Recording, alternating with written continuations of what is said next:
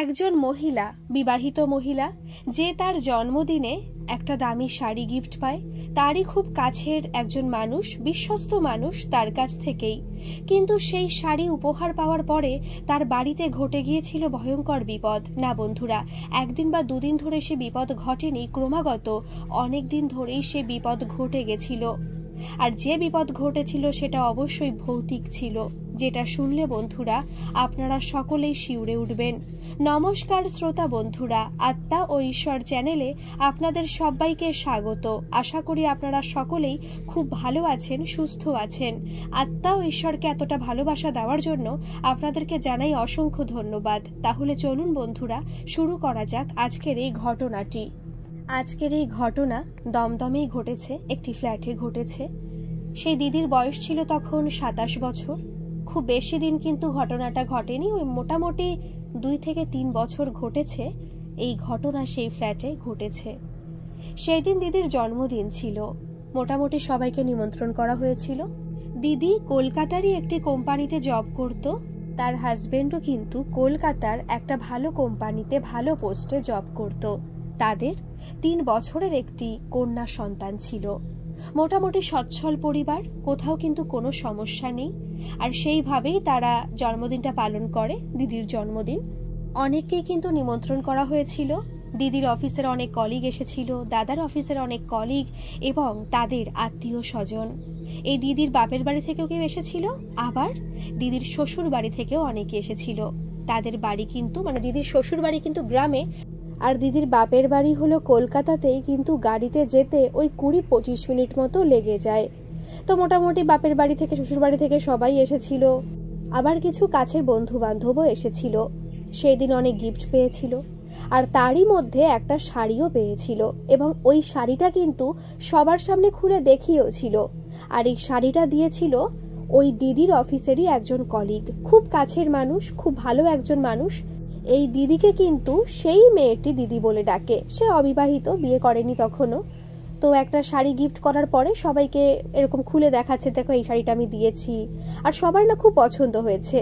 কিন্তু পরবর্তীকালে যে ঘটনা ঘটবে না, অনেকেই হয়তো ভাবে যে এই মেয়েটাই এই জিনিসটা ইচ্ছা করে করেছে, কিছু একটা ব্যাপার ছিল, হিংসেমির ব্যাপার ছিল। যদি এটা থেকেই থাকতো তাহলে তো মনে হয় না যে সবার সামনে শাড়িটা এইভাবে বের করে দেখাতো যে এই শাড়িটাই আমি দিয়েছি। অনেক তো গিফট পেয়েছে, কি করে বুঝতো কোন শাড়িটা কে দিয়েছে যদি খুলে না দেখাতো? সেই দিন কিন্তু সবাই খাওয়া দাওয়া করে চলে গেছে, শুধুমাত্র থেকে গিয়েছিল ওই দিদির শ্বশুর বাড়ির লোকজন। তবুও বেশি কেউ না, ওই দিদির শাশুড়ি, দিদির জা এবং দিদির ভাসুর থেকে গিয়েছিল। আর তাদের 5 বছরের একটা ছেলে, সেই ছেলে থেকে গিয়েছিল। মোটামুটি 4 জন। আর ফ্ল্যাটটা কিন্তু 3 BHK, থাকার কোনো সমস্যা ছিল না। আর সবাই চলে গিয়েছিল। সেদিন রাত্রে ঘুমোতে ঘুমোতে সবারই প্রায় 2-2:30 মতো বেজে গেছে।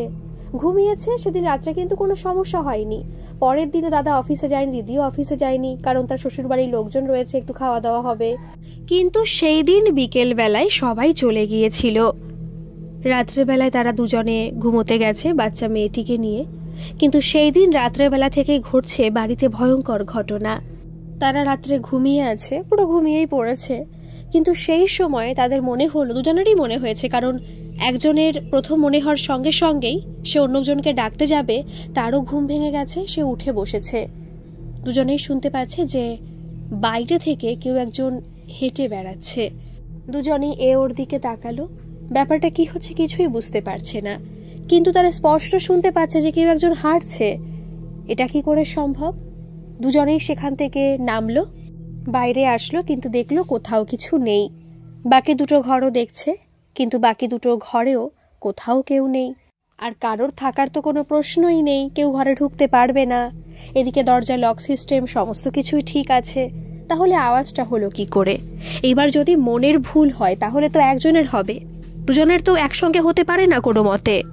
তারা আবার ঘরে চলে গেছে, কিন্তু সেই সময় আবার আওয়াজটা কিন্তু হচ্ছে যে কেউ একজন হেঁটে যাচ্ছে, এবং আওয়াজটা এখন খুব বেশি পরিমাণে মনে হচ্ছে এখন বারান্দা থেকে নয়, তাদের ঘরের থেকে হাঁটার আওয়াজটা আসছে।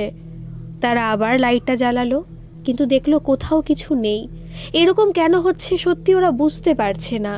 প্রায় অনেকক্ষণ তারা বসেছিল একভাবে, মোটামুটি প্রায় 30 থেকে 35 মিনিট মতো। কারণ যে ব্যাপারটা ঘটছে এটা কিন্তু সত্যি খুব অস্বাভাবিক ব্যাপার। প্রথমে ওরা ভয় না পেলেও ভেবেছিল হয়তো মনের ভুলও হতে পারে, বা কোনো আওয়াজ হচ্ছিল, ওরাই ওটাকে হাঁটার আওয়াজ ভেবেছিল। কিন্তু এইবার ঘরের মধ্যে যে আওয়াজটা হয়েছে দুজনেই তো শুনতে পেয়েছে। আর তারপরে কিন্তু এই দিদির খুব বেশি ভয় লাগছিল। সত্যি মনে হচ্ছিল একটা ভৌতিক ব্যাপার ঘটছে বাড়িতে যেন। এই ফ্ল্যাটে তারা মোটামুটি অনেক বছরই আছে, মেয়ে হওয়ার আগে থেকেই আছে। কোনোদিনও তো এরকম কিছু মনে হয়নি। তাহলে এরকম হঠাৎ করে মনে হওয়ার কারণটা কি? কিন্তু যখন তারা জেগেছিল তখন কিন্তু একবারও ওরা কোথাও থেকে কোনো আওয়াজ পায়নি। তারপরে ওরা দুজনে আলোচনা করছে হতে পারে আমাদের মনের ভুল, অন্য কিছু হয়তো আওয়াজ আসছে, ঘর অন্ধকার করলেই হয়তো আওয়াজটা হচ্ছে। তাহলে একটা কাজ করি, লাইটটাকে অন করে রেখে দিই আর তারপরে আমরা এরকম ঘুমিয়ে পড়ি। আর তাছাড়া পরের দিন অফিসও আছে, দুজনেরই উঠতে হবে। আর বাচ্চাটিকে দেখার জন্য কিন্তু একজন গভর্নার্স আছে, এবং বাড়িতে রান্নাবান্না করার জন্য টুকটাক কাজ করার জন্য কিন্তু আরও একজন আছে। ওদের কোনো সময় কোনো কাজ টাজ তেমন করতে হয় না, দুজনেই অফিস করে তো সম্ভব হয় না। তাছাড়া কর্পোরেট অফিসে জব, তাদের প্রচুর চাপ। তারা লাইটটা জ্বালিয়ে কিন্তু শুয়ে পড়েছিল। সত্যি বলতে সেই রাত্রে আর তেমন কোনো আওয়াজ হয়নি, ঘুমিয়েও পড়েছিল। সকালে উঠে না রাত্রে কি ঘটনাটা ঘটেছে ওরা কিন্তু আর ভাবার অবকাশ পায়নি। কারণ সকালে উঠেই খুব ব্যস্ততা, মেয়েকে একটু সামলানো, নিজেরা তৈরি হওয়া, সেই করতে করতে ওদের আর মনে নেই। দুজনেই অফিসে বেরিয়ে গেছে। মেয়েটাকে নিয়ে যে আর কি বাড়িতে থাকে সে রয়েছে। আরও ওই একজন থাকে না যে রান্না বান্না করে এবং টুকটাক কাজ করে, সে কিন্তু দুপুরে রান্না করে দিয়ে চলে যায় এবং ঘরদোর মোটামুটি করে পরিষ্কার করে দিয়ে যায়। আর এই যে গভর্নার্স যিনি আর কি এই বাচ্চাটিকে দেখছে, তার কিন্তু এক্সট্রা একটা দায়িত্ব আছে, সে আবার নাকি রাত্রের রুটিটা করে দিয়ে যায়। রাত্রে কোনো তরকারি কিছু করতে হয় না, দুপুরে যে রান্না করে সেই তরকারিটা এক্সট্রা করে রাখে, ওটাই গরম করে নেয় ওরা। কিন্তু রুটি এই যে গভর্নার্স তার করে রেখে যেতে হয়। দুপুরবেলায় ওই যে কাকিমা যে আর কি রান্নাবান্না করে, টুকটাক ঘরের কাজ করে, সে সমস্ত কিছু কমপ্লিট করে চলে গেছে। এদিকে বাচ্চা মেয়েটাকে ঘুম পাড়িয়ে দিয়েছে। আর এই যে গভর্নার্স, আমি কাকিমা বলেই ডাকছি, তিনি বাচ্চা মেয়েটিকে ঘুম পাড়িয়ে দিয়ে বারান্দায় একটা চেয়ারে বসে টিভি দেখছিল। ওদের বাড়িতে টিভি রয়েছে। কিন্তু সেই সময় সেই বাচ্চা মেয়েটি চিৎকার করে ওঠে। সে বারবার করে ডাকতে থাকে, সেই চিৎকার শুনে তো সঙ্গে সঙ্গে চলে যায়, গিয়ে দেখে যে বাচ্চা মেয়েটি কার দিকে যেন কিছু একটা দেখাচ্ছে আর বলছে, দেখো দেখো নতুন কেউ একজন বাড়িতে ঢুকে পড়েছে, উনি কে এইভাবে বলছে। তো বলছে কই, কোথাও তো কেউ নেই। বলছে ওই তো চলে যাচ্ছে, ওই চলে গেল তো, এরকম ভাবে বলছে। এদিকে এই যে কাকিমা, সে তো বুঝতেই পারছে না ব্যাপারটা কি হলো, এরকম করছে কেন মেয়েটা। তখন ওকে জড়িয়ে ধরেছে। আর এটুকু পরে বুঝতে পেরেছিল হয়তো স্বপ্ন দেখেছে, স্বপ্নের মধ্যে এরকম হয়তো কিছু একটা ভেবেছে, তাই ঘুম থেকে ওঠার পরে এরকম করছিল। কিন্তু যখন ওই বাচ্চা মেয়েটার মা বাবা বাড়িতে আসে তখন কিন্তু ওই কাকিমা সমস্ত কিছুই বলেছিল যে আপনার মেয়ে কিন্তু এরকম করছিল, কাকে দেখে যেন এরকম মানে চিৎকার করছিল। প্রথমত চিৎকার করেছে, তারপর যখন আমি এসেছি তখন বলছে যে ওই যে চলে গেল, ওনাকে তো দেখিনি, উনি কে এরকম কিন্তু বলছিল। যাই হোক, যখন ওই দিদি এবং দাদা বাড়ি আসে তারপরে কিন্তু এই কাকিমা চলে যায়, ছুটি হয়ে যায়। যাই হোক, বাড়িতে কিন্তু আবার সিসিটিভি ক্যামেরা আছে, তাও আবার 3টে। একটা যে ঘরে থাকে সেই ঘরে আছে, একটা বারান্দায় আছে, আরেকটা কিন্তু তাদের পুরো মানে দরজার বাইরে একটা আছে। এই 3টে ক্যামেরা আছে। এইবার তখন তারা সিসিটিভি ক্যামেরা ওটা চেক করলো, টাইমটা দেখতে পেল যে তার মেয়ে কেমন যেন বিভৎসভাবে ভয় পেয়ে উঠে বসেছে আর কারোর সঙ্গে যেন কথা বলছে।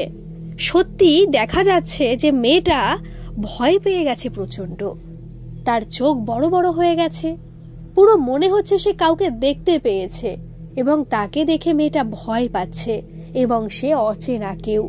কিন্তু সিসিটিভি ক্যামেরায় অন্য কাউকে কিন্তু সেখানে আর দেখা যাচ্ছে না। এটা দেখে তো ওরা ভীষণ ভয় পেয়ে গেছে। ভয় পাওয়ারই তো কথা, যে একটা বাচ্চা মেয়ে ঘুমের মধ্যে যদি অন্যরকম কিছু করে বোঝা যায় যে স্বপ্ন দেখছে, কিন্তু সে ঘুম থেকে উঠে এরকম ভাবে তাকিয়ে থাকবে কেন? আর এইভাবে অচেনা লোককে দেখার মতো ভয়ও বা পাবে কেন? ওরা এরকম খাটে বসে দেখছে, পাশে মেয়েটা খেলাধুলা করছে। মেয়েটাকে ডাক দিল যে মাম্মাম একটু শোনো তো বাবা। বলছে কি হয়েছে? বলছে তখন তুমি চিৎকার করেছিলে, এই দেখো তোমাকে দেখা যাচ্ছে, তুমি এরকম করছিলে কেন? বলছি এখানে তো কাউকে দেখা যাচ্ছে না। কিন্তু এখানে তো অন্য একজন ছিল, একটা আন্টি মতো একজন ছিল। বলছে আন্টি মতো ছিল, তুমি কাউকে চেনো? বলছে না, কখনো দেখিনি তো।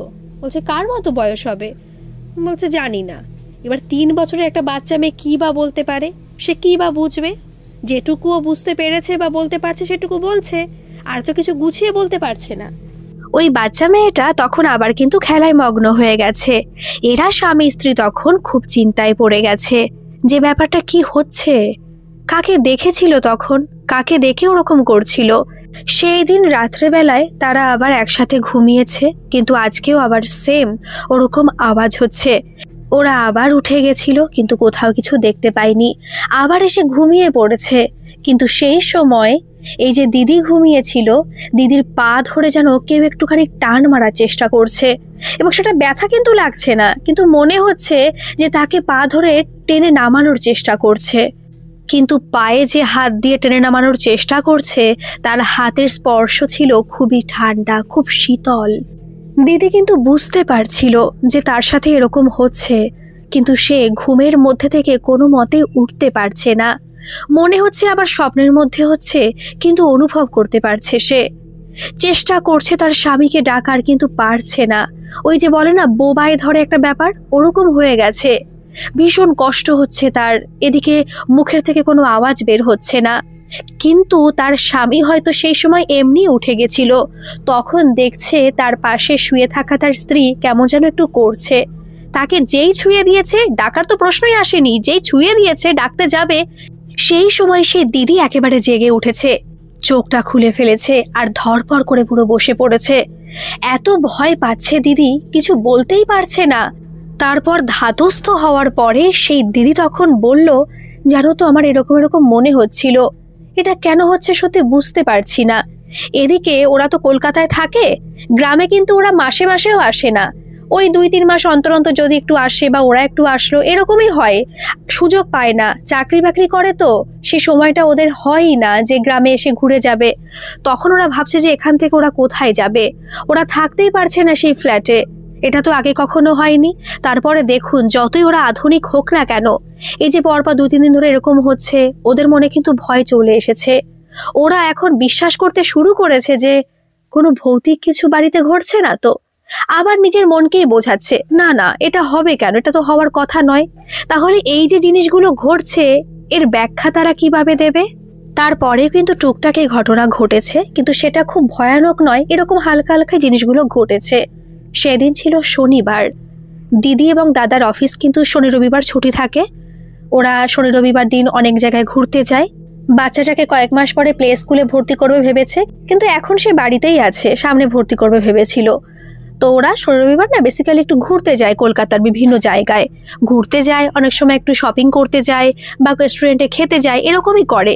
তো সেই দিন ওরা ভেবেছিল যে আজকে একটা কাজ করলে হয় না, আমরা একটু ভিক্টোরিয়াতে ঘুরে আসি, মন মেজাজটাও ভালো থাকবে। এমনি কদিন ধরে ভালো লাগছে না, জিনিসগুলো ঘটেই যাচ্ছে, এর তো ব্যাখ্যাও কিছু খুঁজে পাচ্ছি না। এদিকে বাড়িতেও ফোন করে বলতে পারছে না, মানে ওই দিদি কিন্তু তার বাপের বাড়িতেও কিছু জানায়নি, এদিকে দিদি তার শ্বশুর বাড়িতেও কিছু জানায়নি যে টেনশন করবে বিনা কারণে, তাই কিছু বলেনি। সেদিন ভাবলো যে কোথাও থেকে ঘুরে আসলে হয়তো সমস্ত কিছু ঠিক হয়ে যাবে, হতে পারে কাজের প্রেশার, এই কারণে এরকম মনে হয়েছে। কিন্তু আবার মাঝে মাঝে মনে হয় যে বাচ্চা মেয়েটা ওরকম করে কেন। এই যে মাঝখানে 1-2 দিন কেটে গেছে, এই সময়ও কিন্তু বাচ্চা মেয়েটা ওই যে গভর্নর্স তাকে এরকম বলেছে, আন্টি আন্টি ভাবে ডেকেছে।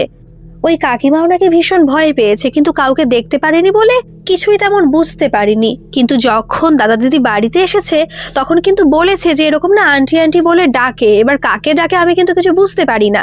বলছে না না ছেড়ে দাও না, হতে পারে অনেকজন এসেছিল তো, এর আগে তো তেমন কোনো বড় করে অনুষ্ঠান করা হয়নি, কারণ এর আগে ওর জন্মদিন হয়েছে, কিন্তু সেই সময় তখন ও ছোট ছিল তো খুব অতটা বুঝতে পারিনি। এখন হয়তো অনেকে এসেছে, অনেকে আন্টি বলে ডেকেছে, তাই হয়তো ওরকম করে। তখন ওরা ভাবলো যে না, কথায় যুক্তি আছে, হতে পারে এটাই হয়তো হয়েছে। তাই গভর্নর্সরাও অতটা ভয় পায় না, যেহেতু বলে দিয়েছে বাবা মা যে এরকম ব্যাপার। সেই দিন ওরা ভিক্টোরিয়া যাবে ঠিক করেছে। কি শাড়ি পরবে? শাড়িটা পরবে হচ্ছে সেই শাড়িটা যেটা আর কি ওই যে তার কলিগ, মানে দিদির কলিগ নিয়ে এসেছিল, শাড়িটা পরেছে। শাড়িটা সত্যি দুর্দান্ত। ম্যাচিং করে জুয়েলারি সমস্ত কিছু পরেছে, তারপর বেরিয়েছে। কিন্তু যখন ঘরে থেকে বেরোয় না, শাড়িটা পরা হয়ে গেছে, তার পরপরই জিনিসটা শুরু হয়ে গেছিল। মাথাটা কেমন ঝিমঝিম করছে, কিছুই তার ভালো লাগছে না, মনে হচ্ছে শরীরটা খুব অসুস্থ।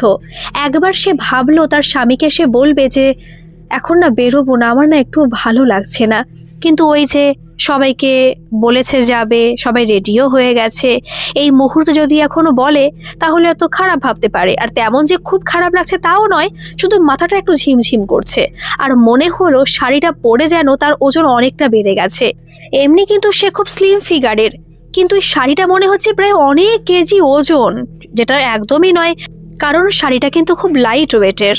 এরকম কেন মনে হচ্ছে সে বুঝতে পারছে না। তার মনে হচ্ছে তার শরীরে ওজন যেন অনেকটা বেড়ে গেল, খুব ভার ভার লাগছে শরীরটা।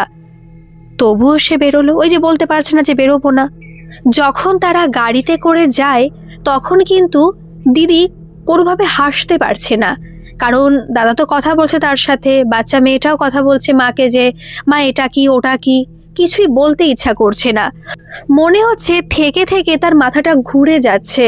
যদি সে গাড়ির মধ্যে বসে না থাকতো তাহলে হয়তো রাস্তাঘাটে সে ঘুরেই পড়ে যেত, এতটাই খারাপ লাগছে। আর এটা হয়তো তার স্বামী লক্ষ্য করেছিল। তখন তার স্বামী তাকে বলছে যে কি ব্যাপার, তোমার কি শরীর খারাপ লাগছে? বলছে হ্যাঁ গো। তখন ওই দাদা বলল যে তাহলে আগে বলোনি, কারণ বেরোতাম না। তখন দিদি বলল যে না, যদি এরকম বলতাম, তোমরাও তো রেডি হয়ে গেছিলে, তখন এতটা খারাপ লাগছিল না, শরীরটা না খুব অসুস্থ লাগছে। তখন দাদা বলল যে শরীর যদি তোমার অসুস্থ লাগে তাহলে কিন্তু যাওয়া যাবে না, আমাদের বাড়ি ব্যাক করতে হবে। দিদি বলল যে তাহলে বাড়ি ব্যাক করি চলো, কারণ সত্যি তার শরীরটা খুবই অসুস্থ লাগছিল। এদিকে বাচ্চা মেয়েটা কান্নাকাটি জুড়ে দিয়েছে, কারণ সে তো বুঝতে পারছে তাকে কোথাও নিয়ে যাওয়া হবে না, কিন্তু ও তো আবার রাস্তা চেনে না। ওরা আবার বলছে না না, আমরা অন্য রাস্তা দিয়ে ঘুরে যাচ্ছি, আমরা যাবো যেখানে যাচ্ছি যাবো। গাড়িতে বসে আর কান্নাকাটি করেনি, কিন্তু যখন তারা ফ্ল্যাটে ফিরে এসেছে তখন বাচ্চাটা কান্নাকাটি করছিল যে বাড়িতে আমাকে আবার নিয়ে আসলে কেন, আমি তো ঘুরতে যেতে চেয়েছিলাম, তুমি তো বললে আমাকে ঘুরতে নিয়ে যাবে। তখন ওর মার কোনো কিছু ভালো লাগছে না। এর আগে দিদি বলল আমি কোনোদিনও আমার মেয়েটাকে গায়ে হাত পর্যন্ত তুলিনি, বকা পর্যন্ত দিইনি, তেমনও দুষ্টুমিও করে না, বাচ্চারা তো ওরকম একটু করবেই, কিন্তু এই সময় যে কান্নাকাটি করছে আমি সহ্য করতে পারিনি, আমি ঠাটি একটা চড় কষিয়েছিলাম ওকে। আর তখন নাকি ওই দাদা অবাক হয়ে গিয়েছিল। অবাক হওয়াটাই স্বাভাবিক, যে মা তার সন্তানকে কোনোদিনও কড়া কথা পর্যন্ত বলেনি, সে তার সন্তানকে গায়ে হাত তুললো। এদিকে বাচ্চা মেয়েটা না পুরো শকড হয়ে গেছে, কখন তো তার গায়ে কেউ হাত তোলেনি, এই প্রথম সে কারোর হাতের চড় খেলো বা মার খেলো আর কি। বাচ্চাটা পুরো স্তব্ধ হয়ে গেছে। তাকে তার বাবা ঘরে নিয়ে চলে গেছে। কিন্তু দিদি হঠাৎ করে ভাবলো যে আমি এরকম কেন করলাম। আমার মনে হলো যে আমার কোনো কিছু ভালো লাগছে না, কিছু সহ্য হচ্ছিল না আমার। এদিকে দিদি না কাউকে কিছু না বলে নিজের ঘরের মধ্যে গিয়ে দরজা আটকে দিয়েছে, আটকে দিয়ে একটু শুয়েছে। দাদা তারপরে বারবার করে ডাকছে দরজাটা খোলো, তোমার সঙ্গে আমার কিছু কথা আছে। কিন্তু দিদির আর কোনো কিছু শুনতে ইচ্ছা করছিল না। একবার সে ভাবছে তার স্বামীর সাথে বসে সে কথা বলবে, কেন তার মেয়েকে সে মারলো, বোঝাবে, তার শরীরটা হয়তো খারাপ লাগছিল। আবার পরক্ষণে মনে হচ্ছে কেন আমি কেন বোঝাবো, আমার কোনো কিছু ভালো লাগছে না, আমি কাউকে বোঝাবো না কোনো কিছু, এরকমই মনে হচ্ছিল। কিন্তু তবুও তার স্বামী যখন বারবার করে দরজা খোলার জন্য বলছিল আর কি, তখন সেই দিদি দরজাটা খুললো।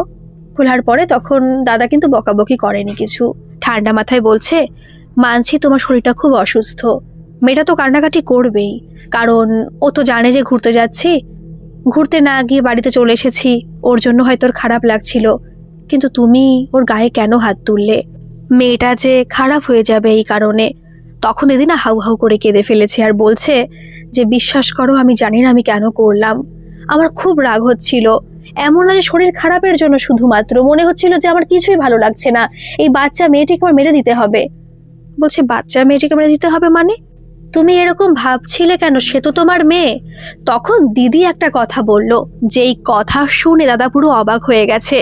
তখন দিদি বলল তুমি জানো সেই মুহূর্তে মনে হচ্ছিল যে বাচ্চা মেয়েটা আমার নয়, এ একটা সামান্য মেয়ে, চিৎকার করছে, আমার রাগ হচ্ছে, তাই ওকে মেরে দিয়েছি আমি। যে কি বলছো তুমি? বলে জানি না, বিশ্বাস করো জিনিসটা এরকম কেন মনে হলো আমার, কারণ এর আগে আমার কখনো কিন্তু এরকম মনে হয়নি। যখন বাচ্চাটা আমার হলো কত রাত তো জাগতে হয়েছে, দেখাশোনার জন্য কেউ ছিল, কিন্তু তবুও তো আমার রাত জাগতে হয়েছে। সেই সময়ও কিন্তু আমি এরকম ডিপ্রেসড হয়ে যাইনি, কিন্তু এই প্রথম আমার এরকম কেন হলো আমি সত্যি বুঝতে পারছি না। তখন সেই দাদা দিদিকে বলল যে দেখো একটা কথা বলি, আমি কিন্তু কখনো এসব জিনিসে বিশ্বাস করি না, কিন্তু যবে থেকে তোমার জন্মদিন হয়েছে তারপর থেকে কিন্তু সেই দিন রাত থেকেই অনেক কিছু ঘটে যাচ্ছে। আমরা কিন্তু এর কোনো ব্যাখ্যা খুঁজে পাচ্ছি না, কাউকে জানাচ্ছি না, সবাই বিনা কারণে টেনশন করবে বলে, কিন্তু জানানো একান্ত দরকার। তুমি তোমার বাড়িতে এবং আমাদের বাড়িতে ফোন করে জানাও। তখন দিদি বলছে যে জানাতে হবে, কি বলবো? বলছে যা যা হয়েছে তাই তাই বলবে, না বললে কি করে হবে বলো? একটা বিপদ ঘটে গেলে তখন কি ভালো লাগবে? এই কথার সঙ্গে সঙ্গে দিদি মনে হয় সেকেন্ডে চেঞ্জ হয়ে গেল। সে তখন বলছে কেন বলতে হবে? কি বিপদ ঘটবে? কি বিপদ ঘটবে? আমি এখানেই থাকবো, আমি এখান থেকে কোনো মতেই যাব না। দাদা না পুরো শকড। সে তখন বলছে যাবে না মানে? তুমি তো এখানেই থাকবে, তুমি যাবে বা কোথায়? কি হলো বলো তো, তুমি এরকম রেগে যাচ্ছ কেন?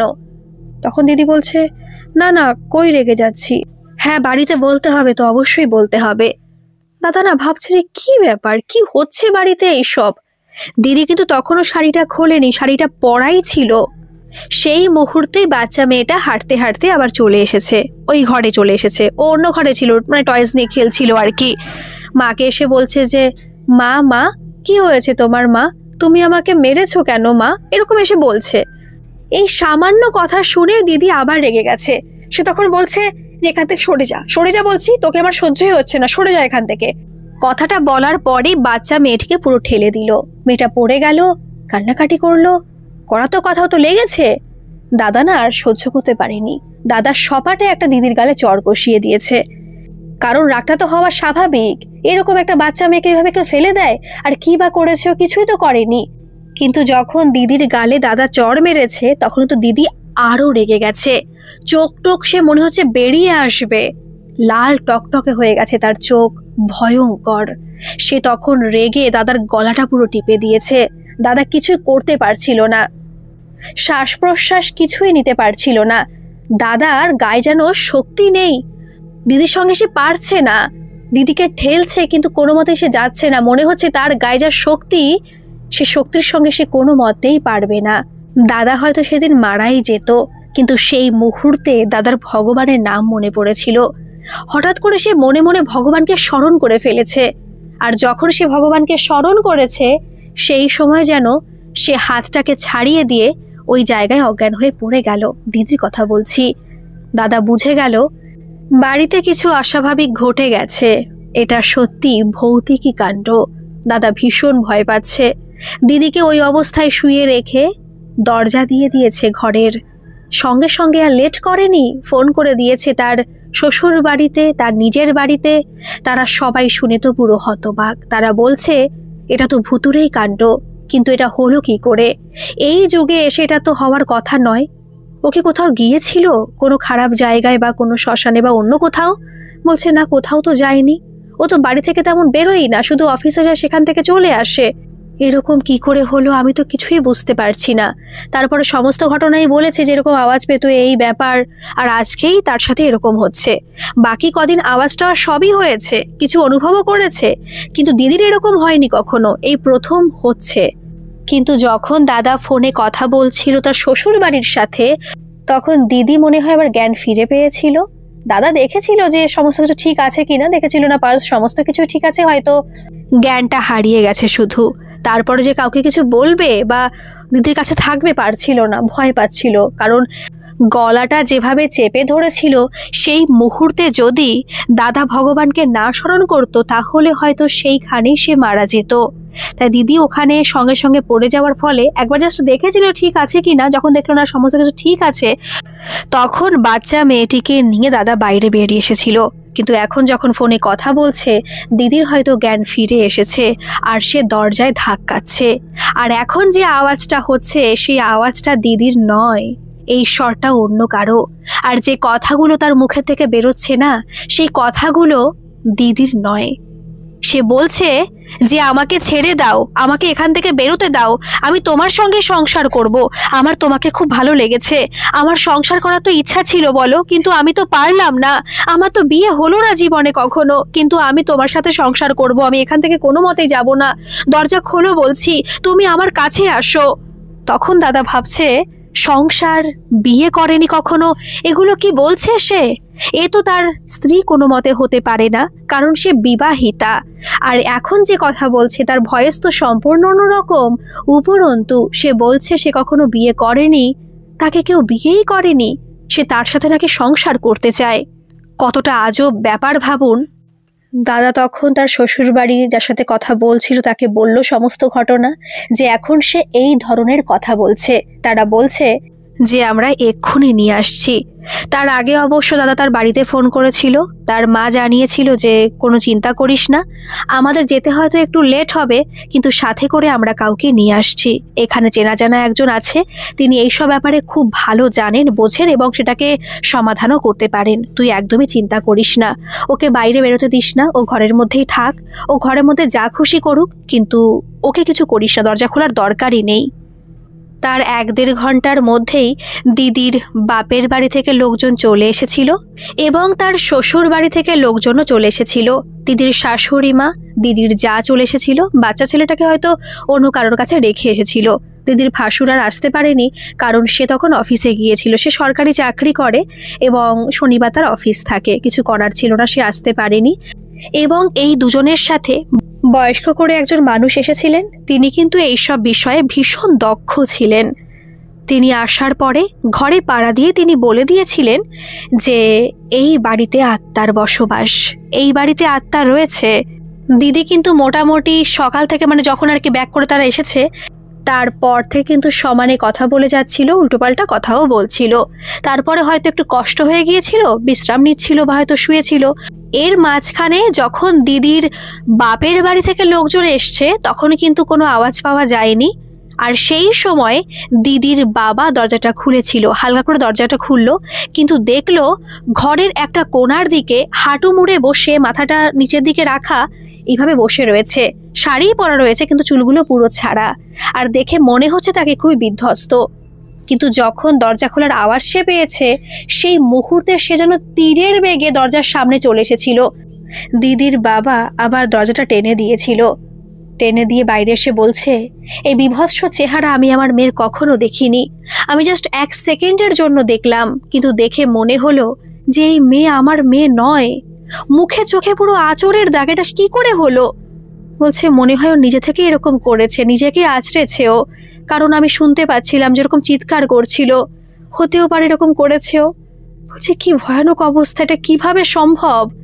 কিন্তু যখন সন্ধ্যাবেলায় ওই সাধু বাবা আসলো, উনি আসার সঙ্গে সঙ্গেই কিন্তু আবার চিৎকার করা শুরু করে দিয়েছিল আর বলছিল, এখান থেকে বেরিয়ে যা, তুই বেরিয়ে যা, আমি কোনো মতেই যাব না, আমারও সংসার করার ইচ্ছা রে, আমিও একটা সংসার পেয়েছি, আমি কোনো মতেই এখান থেকে যাব না, তুই বেরিয়ে যা। আর দরজা বারবার করে ধাক্কাচ্ছিল। এদিকে বাচ্চা মেয়েটা তো খুব কান্নাকাটি করছে, ঘুমিয়েছিল, আবার উঠে পড়েছে তার মায়ের চিৎকারে। এদিকে ওই বয়স্ক সাধু, আমি দাদু বলে সম্বোধন করছি, তো সেই দাদু এসে বলছে যে দরজাটা খুলতে হবে, ভিতরে ঢুকবো। বলছে ভিতরে ঢুকলে যদি কিছু করে? বলছে না না, আমি কি করতে এসেছি, কিছুই করবে না। ভিতরে ঢুকলো, ভিতরে যে ঢুকেছিল দেখতে পেলো ওরা দিদি কিন্তু দরজার পেছনেই ছিল, কিন্তু যখন সাধু বাবা ঢুকলো, মানে দাদু ঢুকলো, তখন সে ছিটকে অন্য জায়গায় চলে গেল, যেন তার কাছে সে কোনো মতেই ধরা দেবে না। দরজা সবার সামনে দাদু বন্ধ করে দিল। তারপর নাকি ভিতরে কি এরকমই কথা হচ্ছিল, আস্তে আস্তে ওরা কেউ শুনতে পায়নি, পরে আর কি জানা গেছে এইসব কথা বলছিল। বলছে যে তুই কোথা থেকে এসেছিস? তখন সে বলছে আমি ভালো ফ্যামিলির, আমি ভালো ঘরের থেকে এসেছি, আবার জায়গার নামও বলছে যে আমি অমুক জায়গা থেকে এসেছি, কলকাতা জায়গায় নাম বলছে যে এখানে বাড়ি। তখন দাদু নাকি বলেছে যে তুই মারা গেছিস কি করে?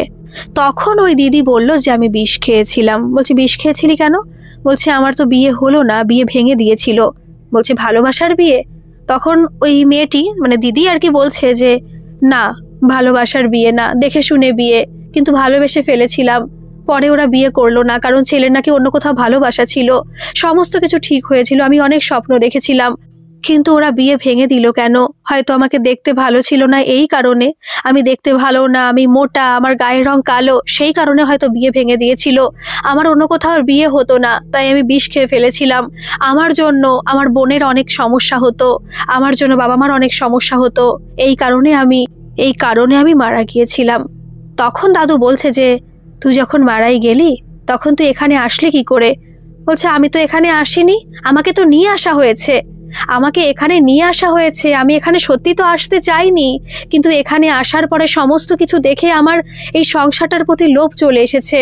তারপর যখন এই যে শাড়ি পরলো এই মেয়েটি যার কাছে আমি রয়েছি, তখন আমি এর মধ্যে একেবারে ঢুকে গেলাম।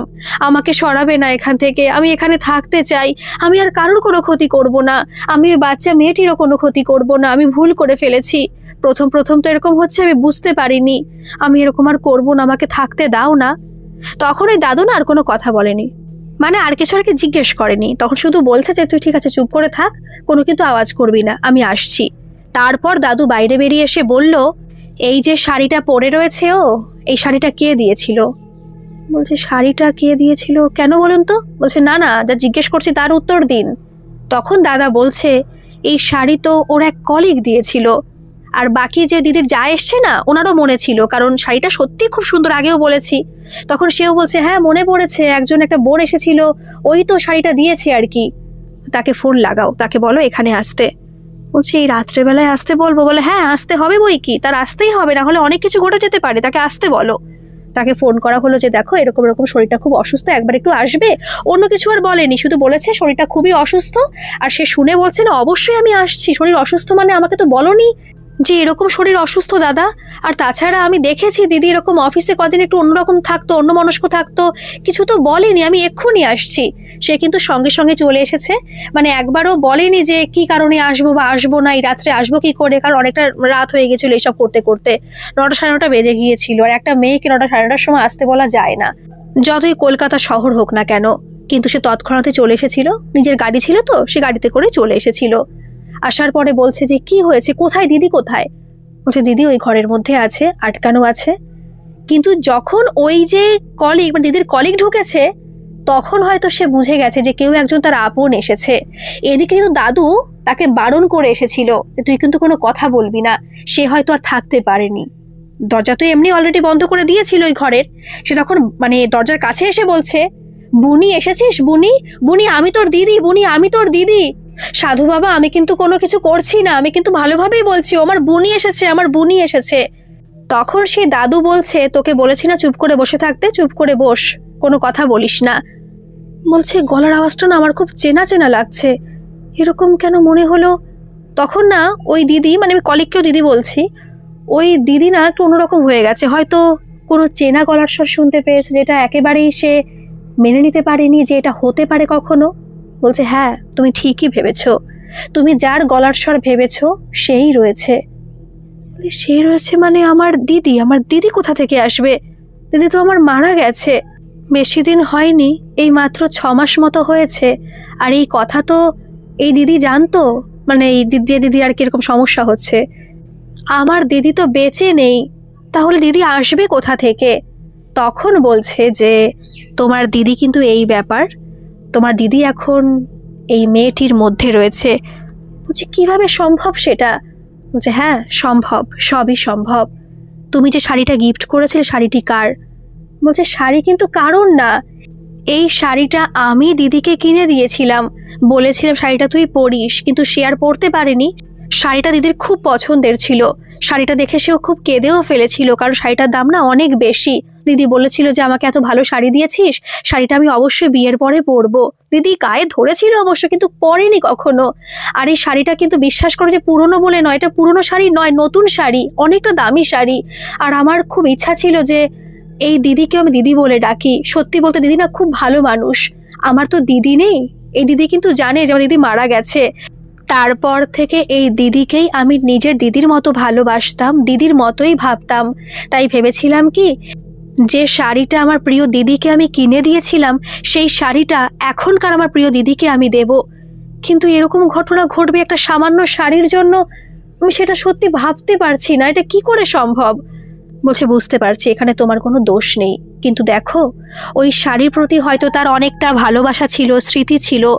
তারপর তোমার দিদি তো একটা অপঘাতে মৃত্যু হয়েছে, এখনো সে মুক্ত হয়নি।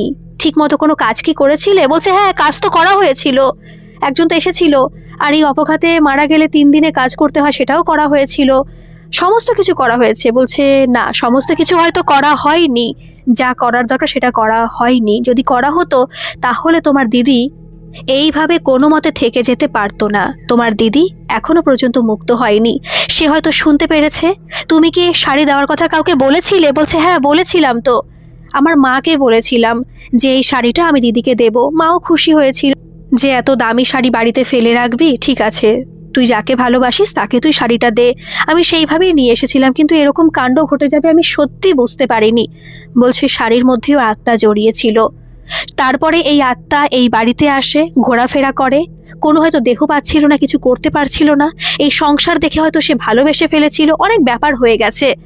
তারপর শোনায় সোহাগা হয়েছে যখন এই শাড়ি এই মেয়েটি গায়ে দিয়েছে, তাও আবার শনিবার দিন। তাই এই আত্মা এখন ওর প্রতি ভর করে ফেলেছে, আর এই জিনিসগুলোই ঘটে গেছে। দিদির ওই কলিগ তখন চুপ করে বসে রয়েছে, সে আর কোনো কথা বলতে পারছে না। তখন ওরা আলোচনা করছে দাদুর সাথে যে কিভাবে কি করা যায়। বলছে এই রাত্রেবেলায় করতে হবে, কারণ আজকে শনিবার, এখনো 12টা বাজেনি, রাত্রেবেলায় আছে, সমস্ত কিছু আজকে ঠিক হয়ে যাবে। তোমরা বাজারে যাও, এই জিনিসগুলো নিয়ে আসো, কারণ এরপর রবিবার হয়ে গেলে মঙ্গলবার না আসা পর্যন্ত কিন্তু কিছু করা যাবে না। এর মধ্যে হয়তো অনেক অঘটনও ঘটে যেতে পারে, যার প্রতিও ভর করেছে তারও অনেক ক্ষতি হয়ে যেতে পারে। তাই তোমরা আর দেরি করো না, থাকুকও কিছুক্ষণ ঘরের মধ্যে, আশা করি কোনো সমস্যা হবে না। এদিকে ওই দাদার শ্বশুরমশাই দুজনে গেল বাজারে, যে জিনিসগুলো লাগবে সেগুলো কিনতে। তখন এই যে দিদির কলিগ বলছে যে আমি কি একটা বার যেতে পারি ঘরের মধ্যে? বলছে না, যেও না ঘরের মধ্যে, কিছু হয়তো বলবে না, কিছুই করবে না। ও যেটুকু মনে হয়েছে সত্যিও ভালোই মানুষ, ভালো মানুষই ছিল, কিন্তু বলা তো যায় না, অনেক কিছুই কিন্তু ঘটে যেতে পারে। এখানে কোনো গ্যারান্টি কিছু কেউ দিতে পারবে না, আমিও দিতে পারছি না। তখন দিদি না দরজার কাছে গেছে, দরজা এমনি খোলেনি, দরজার পাশে এরকম দাঁড়িয়ে রয়েছে। কিছু হয়তো অনুভব করতে পেরেছে সে হয়তো আত্মা হিসাবে বেরিয়েও আসতে পারে, কিন্তু যদি সে আত্মা হিসাবে বেরিয়ে আসে তাহলে হয়তো অন্য শরীরে আবার ঢোকা অনেক মুশকিল হয়ে যাবে। তাই হয়তো সে বেরিয়েও আসছে না। ওর ওই যে দিদির মধ্যেই সে রয়েছে, আর ঘরের মধ্যেই সে রয়েছে, কিন্তু বুঝতে পেরেছিল যে দরজার ওই পারে তার বুনি আছে। দরজার কাছে আবার সে এসেছে, এসে বলছে বুনি, তুই বুনি এসেছিস? বুনি, আমি এখান থেকে যাব না রে, আমার তো অনেক সংসার করার ইচ্ছা ছিল, সবাইকে বোঝা না রে, আমি তোকে কথা দিচ্ছি আমি কারোর কোনো ক্ষতি করব না, ওই বাচ্চা মেয়েটিকে আমি নিজের মেয়ের মতো ভালোবাসবো, বল না বুনি, বিশ্বাস কর আমার যেতে ইচ্ছা করছে না রে। বুনি কি বলবে, সে কোনো কথাও বলছে না। দিদির কলিগ ওখান থেকে চলে এসে সোফায় বসে না খুব কান্নাকাটি করছে।